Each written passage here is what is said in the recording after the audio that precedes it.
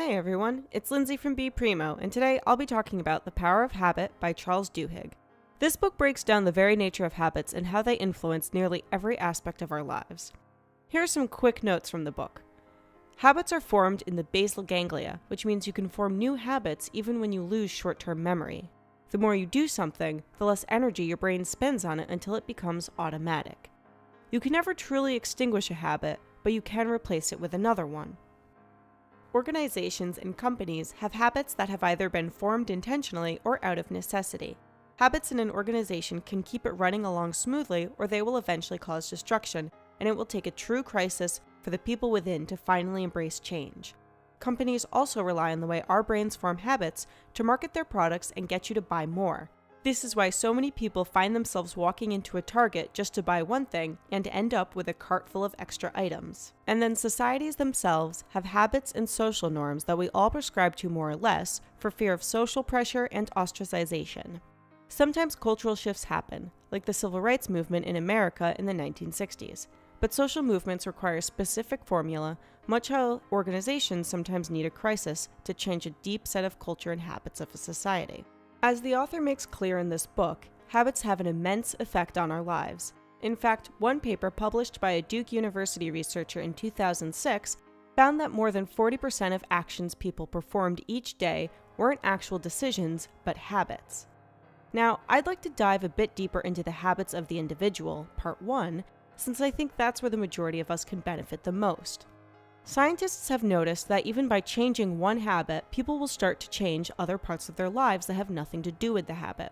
For example, when researchers ask participants to keep a journal of everything they eat each week, they find that participants generally start to make healthier decisions about eating. They'll plan meals ahead of time and maybe even start exercising more.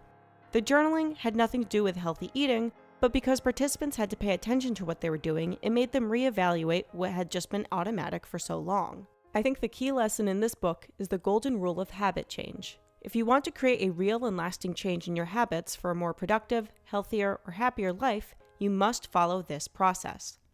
Developing self-awareness of what triggers your habit. Recognizing and writing down each cue that triggers you to fall into your habit. Understanding what it is you're trying to get out of your habit.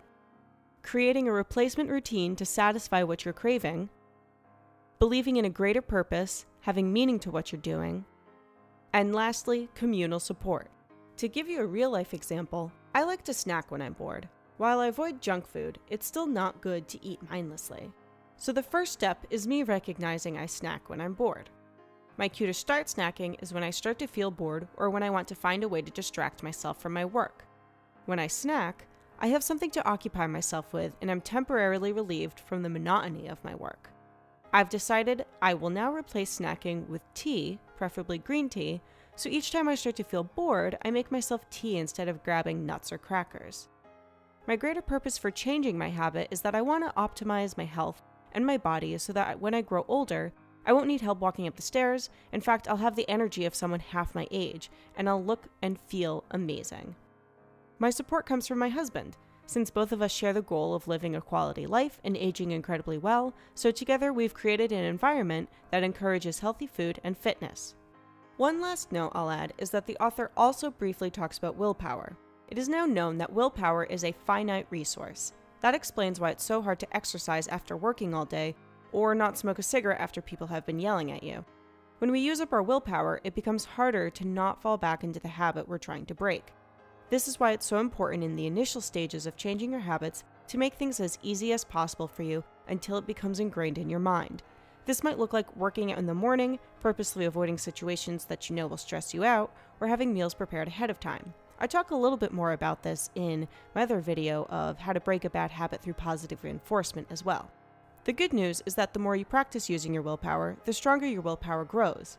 It's like a muscle in that sense. Overall, I really enjoyed The Power of Habit. I covered just the basics, but there is a lot of interesting information and examples of how powerful creating or changing a habit can be for you, your company, or society as a whole. If you're looking to develop a better understanding of human nature and the human brain, pick up this book. It's an easy read, and you might even find yourself taking notes and creating a plan to apply these lessons to your own life. That's pretty much what I did. Thanks for watching, and I hope you enjoyed this video. Please like and subscribe as we make new videos every week, and then leave a comment on how you can use the lessons from this book to change a habit of your own.